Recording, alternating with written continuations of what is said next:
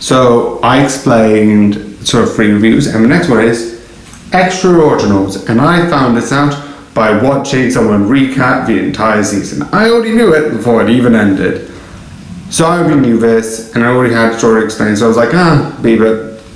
But I was like, I don't think I can watch it. It's on the other network, it's on Paramount Plus, I thought.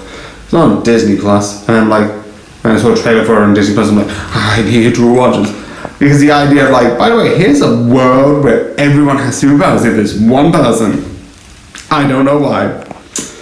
Mostly because I like being like, but what if I have no CVET? I don't know why I do that, but I like having that idea of like trying. But that aside, I like the show's concept because it looks like it's asking a question like, are sort of superpowers really all they're cracked up to be? With like points against super strength, time manipulation, and even sort of like the things with like talking to the dead is sort of a question of like, oh, is it really worth it? And there's other hit powers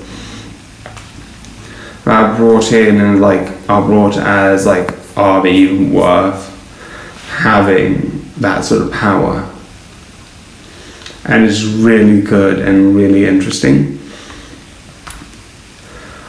You also have some powers where it's like it doesn't work with people who have it because they don't really have those powers.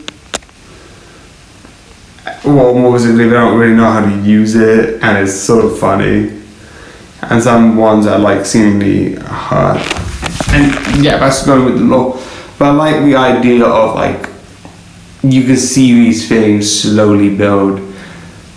The one thing I love is the last episode where it leaves it, because mostly because there's 2 things that shake the status quo to a large extent. And I know I previously talked about an episode where it's like, oh, you don't need like status quo, you can just like have the episodic and you don't need to have status quo.